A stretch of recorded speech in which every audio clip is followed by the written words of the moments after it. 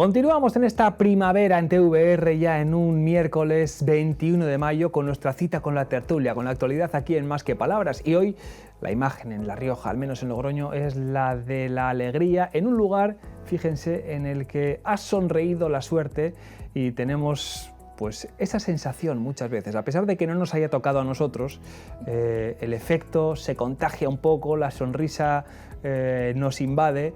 Y todos pensamos, ¿qué haríamos con 1 millón de euros? Si de repente el boleto vemos que tiene un premio de 1 millón. En este caso ha sido compartido para un grupo de trabajadores de la Mercedes de Vitoria, pero pues los riojanos, los logroñeses también sentimos un poco la onda expansiva de este premio, a pesar de que sea solo a efectos informativos y lo tengamos que contar. Enhorabuena a todos ellos, enhorabuena si alguno nos ve, seguro que sí.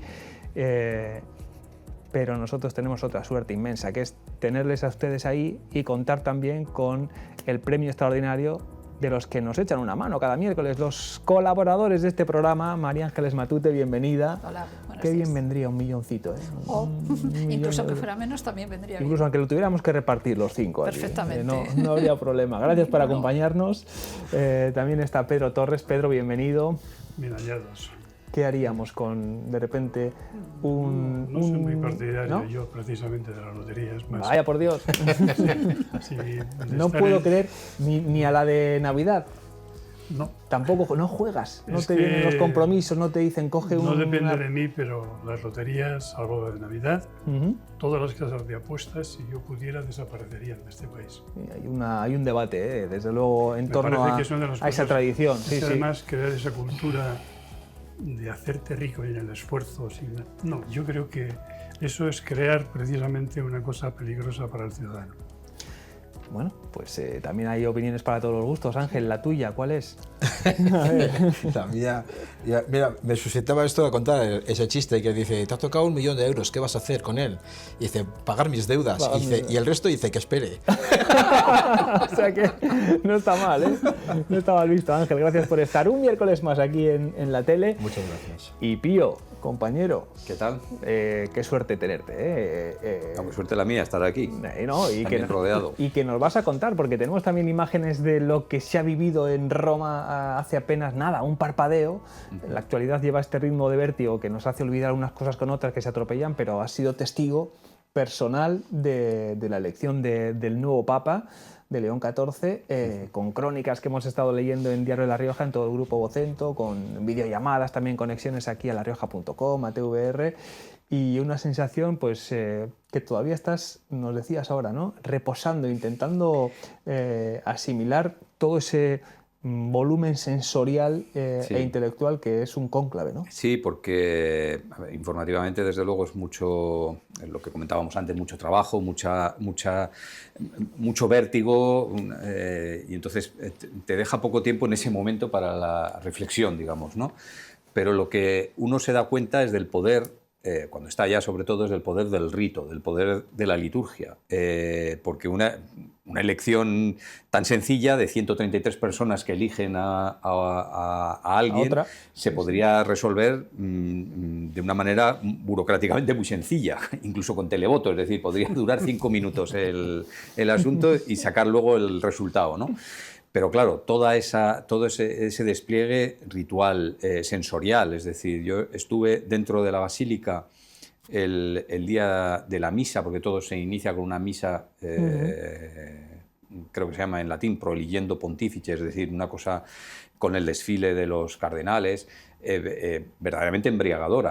Claro, hay que ponerse en contexto. En la Basílica de San Pedro ves el baldaquino, ves todo preparado, ves La los dimensión que tiene cardenales, la el dimensión templo, que tiene el templo. Los cardenales que van todos con sus ropas incluso los que practican otros ritos que aportan además ese detalle también en la ropa de singularidad. Es verdaderamente un sitio donde uno comprende la fuerza del rito que muchas veces despreciamos, pero que eso la Iglesia Católica sabe cultivarlo muy bien. Y el titular en torno a este pontífice, porque dijiste, te leímos, la gente se quedó un poco fría. Sí, se quedó. Cuando tras la fumata blanca se dio lectura Sí. en latín Sí. al nombre por así decirlo, civil y después al religioso, ¿no? La gente se quedó un poquito fría, que luego sí que se encendieron más con las palabras ya del nuevo Papa. Claro, se quedó fría, sobre todo porque no era uno de los favoritos o de los que la gente había estado hablando. De los suyos. No era italiano tampoco, Claro. porque italiano era... Pero bueno, ahí había gente de todo el mundo, ¿no? Y tampoco era de los conocidos, ¿no? Nunca ha estado descartado, porque siempre estaba como en segunda o tercera fila como posibilidad, ¿no? Pero no era de los conocidos, y luego era un cardenal de un perfil muy discreto. Es decir, a mí me sorprendió también mucho que en los días previos al cónclave muchos cardenales estuvieron dando entrevistas, hablando sin ningún problema, ¿no? Que es una cosa un poco sorprendente. Pero él no, él era de los que no había concedido entrevistas y se mantenía siempre en un lugar discreto, ¿no? Porque sabía algo. Le habría dicho el Espíritu Santo, voy a por ti. Voy a por ti. Marcándole con el dedo. Pero sí que es cierto que por eso causó esa especie de murmullo, un poco de confusión, ¿no? Al principio. Sí. Y terminamos. ¿Omeya tuvo alguna vez posibilidad? ¿Quién sabe, no? ¿Quién sabe en realidad lo que estaba cociéndose por dentro? Sí que es cierto, eso sí que es cierto que Omeya, yo no sé si tuvo alguna posibilidad en sí. Sí que es cierto que era una de las voces, y eso es verdaderamente cierto, más escuchadas y más conocidas por todos, porque en un conclave tan diverso, con cardenales de tantísimas procedencias, Omeya tenía un puesto muy relevante que estaba en el Consejo de los Cardenales, en el llamado G9, que eran los que más cercanamente asesoraban a Francisco, y también en el dicasterio creo que también estaba en de la Congregación de los Obispos, cuyo presidente era precisamente Prevost, con lo cual conocía muy bien a mucha gente, con lo cual su voz sí que, digamos, era escuchada, ¿no? Otra cosa es ya... Después es el Espíritu Santo el que saca. Un lujo, haber leído esas crónicas. ¿Qué te falta ya? O sea, has tenido Olimpiadas, me parece, Juegos Olímpicos, cónclave, mundial, ¿puede ser? Sí. Patrimonio. Y campeonato... Escucha, es verdad, las campanas de la declaración de patrimonio de San Millán, sí. No sé qué queda, el meteorito o... Gracias, Pío, por ese trabajo. Ángel, y donde no hay cónclave, ni hay acuerdo, ni hay pacto, es en la política nacional, ¿eh? ¿Cómo lo ves? Empezamos ya con el lío, ¿eh? Empezamos con el lío, con las polémicas entre unos y otros, y el Partido Popular rearmándose, parece, de cara a un hipotético adelanto electoral o al momento político en el que estamos. Sí, por el momento que estamos viviendo, que va a más, ¿no? Las distancias se marcan muchísimo más, las polémicas son mucho mayores, pero de todas maneras siempre digo que la oposición tampoco hace un frente real.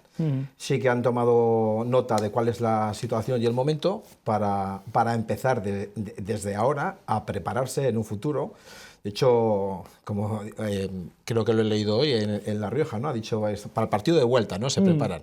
Ganaron en la primera, o sea, ganaron pero no llegaron a gobernar y se van a preparar mejor. Se van a preparar mejor, bueno, veremos qué estrategias, qué ideología. Dice que van a abrir el melón para activar y reactivar su ideología, bueno, en el fondo van a preparar una estrategia para intentar ganar y hacerse con el poder. Aunque en mi opinión veo que lo tienen muy complicado. Lo tienen muy complicado. Asientes, pero... Sí, yo creo que lo tienen muy complicado porque... Esto empieza a ser... me preocupo si ya empezáis de acuerdo vosotros dos. No, es que, vamos a ver, es que hay cosas que... La envidia es lo de Pío. Claro, eso es. Eso es la envidia, ¿no? Pero aquí lo ves como Ángel, ¿no? Cuando tú oyes a Esperanza Aguirre salir a decir las cosas que dijo el otro día, te das cuenta que, por desgracia, un partido que nos hace falta que gobierne en España, como nos hace falta también el PSOE, ¿no? Son dos partidos que tienen que gobernar este país. Entonces, es una pena que el partido que está en la oposición empiece a tener ya marejada de fondo sin haberse convocado ni tan siquiera ese congreso. Y yo tengo la sensación, yo lo he dicho alguna vez, pero ahora esa sensación va aumentando, y me parece que el señor Feijóo jamás se va a sentar en la Moncloa. Creo que no va a llegar a la silla de Moncloa. ¿Por qué?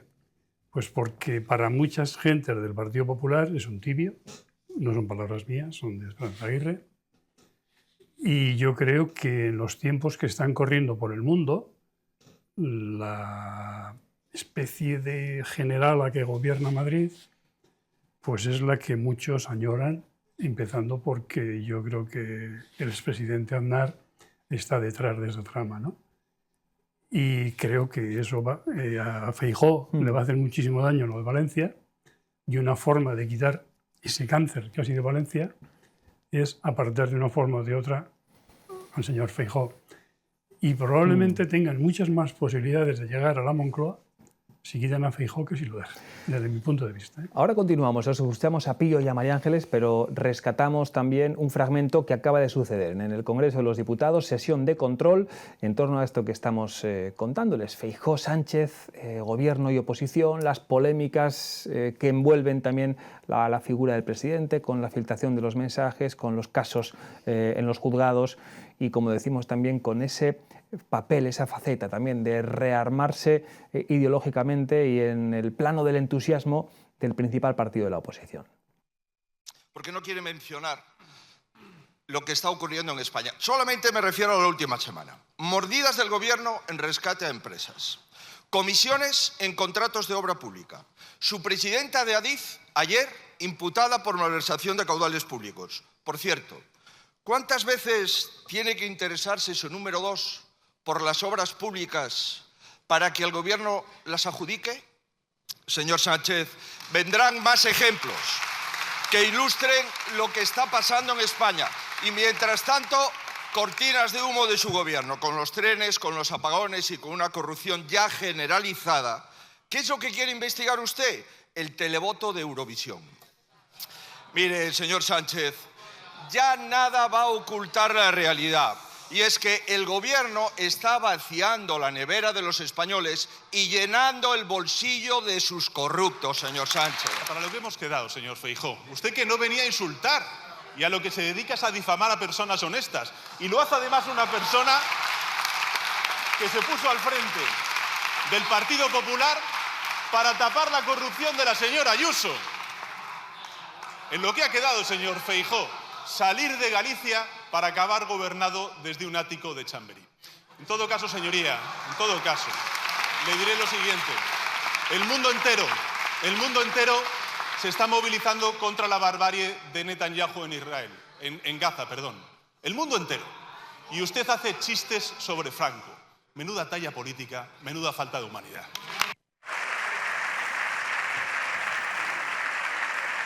Así están las cosas, María Ángeles.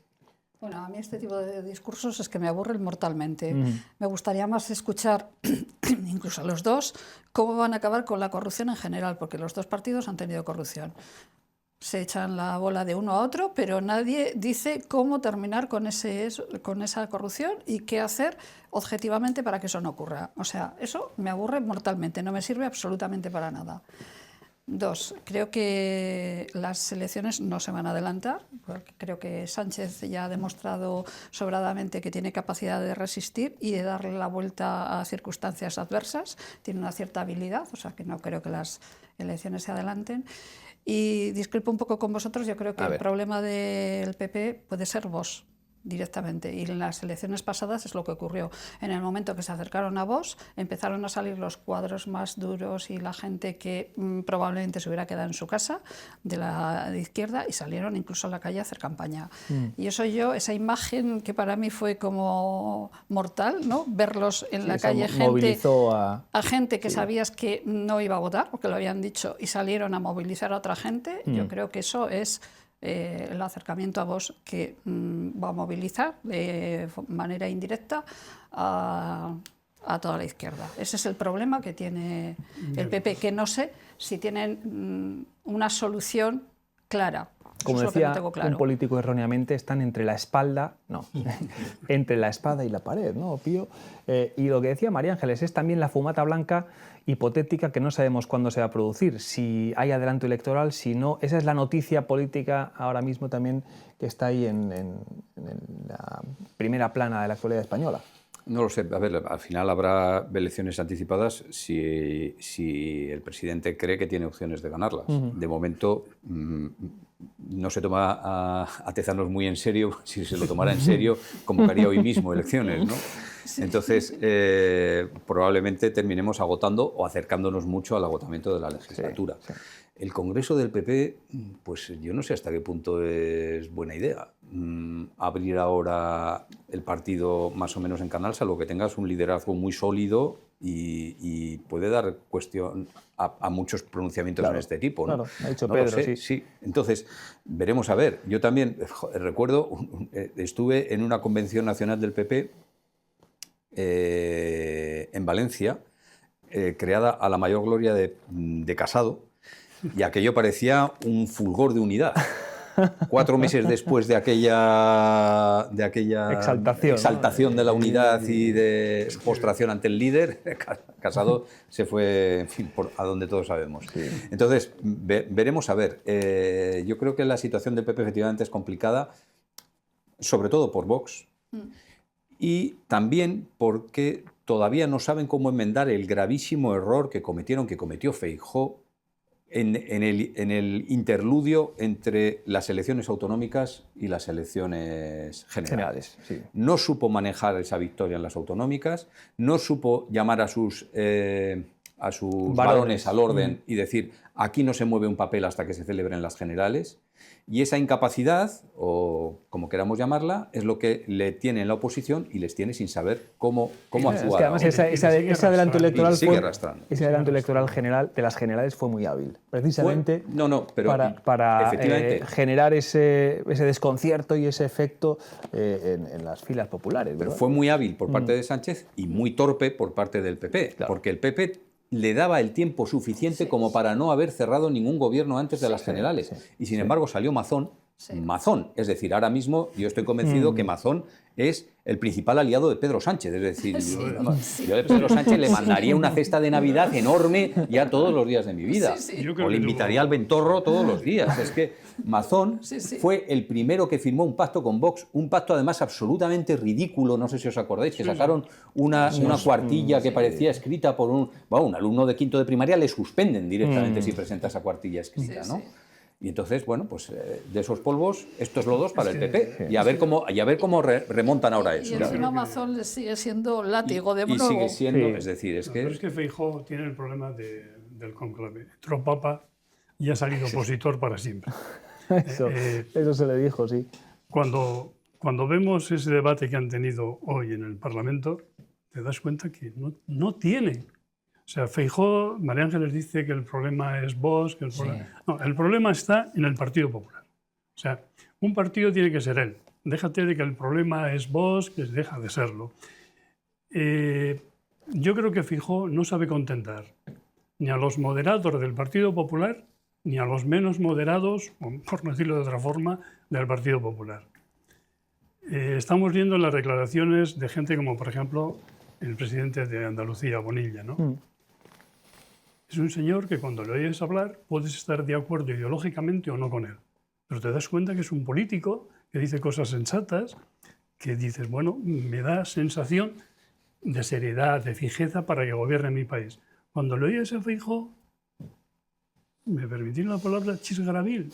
Es que es un poco así, ¿no? Es que es un señor que a mí no me... O sea, estaba muy bien en Galicia tal vez, pero ha venido a Madrid y se lo comen por todos los lados. No pone al orden a la señora Ayuso, que es lo que debería haber hecho desde el primer día, y entonces le está pasando todos los días por la izquierda, por la derecha, por todos los lados. Claro, pero es que es un capital electoral que no puede despreciar, el de Ayuso y las mayorías que obtiene en Madrid y el poder territorial. Por supuesto que no lo puede despreciar, pero ocurre que entonces quien se va a ir con la marea va a ser él. Mira, Ángel, que ha trabajado mucho estas cuestiones desde un plano profesional, soléis decir que más allá de los discursos y de las ideas hay que generar emociones y entusiasmar, ¿no? Ilusionar y quiero tu análisis. Bueno, y es que estoy sorprendido porque estoy de acuerdo con Pedro. Bueno, titular estoy de acuerdo con importante. Pedro y también estoy de acuerdo contigo. El problema es Vox, pero para mí el problema, antes que Vox y cualquier otra cosa, es un problema de liderazgo. Es un No, problema de arrastrar. Tiene ahí a vos, pero evidentemente ese es un problema, pero cómo lo soluciones o cómo lo enfoques, esa es tu solución, esa es o que te puede dar el éxito o el fracaso. Claro, pero es un problema de liderazgo, de saber qué tengo que hacer con vos, qué tengo que hacer aquí, qué tengo que hacer allá. Y entre los dos, esto es un combate y Pedro Sánchez es que le gana por todos los lados. Le pasa por o sea, todos lados. porque sabe lo que tiene que hacer en cada momento, sabe lo que tiene que aplicar, sabe lo que tiene que decir, sabe defenderse, no tiene ningún problema, se siente comodísimo en el ring. Y Feijóo no está para luchar en ese ring. Por eso cuando yo digo que lo tiene complicado, es principalmente pues porque no está a la altura de poder competir con Pedro Sánchez. Lo hemos visto en el debate de hoy, es, claro, si tú ves la imagen de los dos, lo feliz que está Hombre, debate Pedro de ideas, Sánchez ahí no hay ningún y al debate otro de lo ideas, ves. ¿eh? Ahí no hay ningún debate de ideas. Pero sin ningún debate de ellos son ideas. Titulares, Una cosa a la sí, otra sí, y sí. tal, Vamos a ver. no hay debate de ideas. Pero ¿desde cuándo se El vota? debate de ideas hubiera sido que Feijóo, ahora que está en la oposición, hubiera dicho, señores, esto se acaba y hay que sentar unas bases para que esto no vuelva a ocurrir. No, pero hay- Empezando por ahí. yo creo Eso que- hubiera sido una idea. Yo ¿Te creo guste que o no? pero en ese planteamiento tuyo yo creo que hay un error. ¿Desde cuándo las ideas se votan para llegar a un gobierno? Es que las ideas se pueden votar, depende No, cómo lo por plantees. por desgracia- Y, depende, y puede ser No, que en este por momento desgracia, sea la hoy estrategia. en día las ideas no se votan. Estamos votando a imágenes. Si no generas Y las emoción imágenes- alrededor de eso, Claro, no. pero que Si se crea- generas emoción pero alrededor no, de eso, se sí. crea con la Y en imagen. este momento, No, la eso es gente un está error muy que enfadada no. ya con los políticos Estamos en en el general siglo XXI. y con la corrupción en general. Un segundo, porque hay que regionalizar esto también en la medida de lo posible, Pío, y sorprende la poca presencia protagonista de populares riojanos en el futuro Congreso Popular.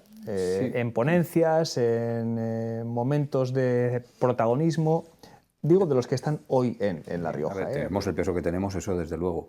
Luego también es cierto que yo creo que es la carta que desde el principio ha decidido jugar Capellán, que es situarse un poco en la periferia del Partido Popular, en la periferia, y eso vale para todo, es decir, del mismo modo que no practica o no siempre un seguidismo total de lo que dice Feijóo o el PP, por lo menos, por ejemplo, ¿no? Cuando fue a reunirse a la Moncloa fue muy visible, ¿no? A Pedro Sánchez, mientras los demás estaban que si Cataluña, Capellán dijo el tren y las glosas, y no habló de otra cosa.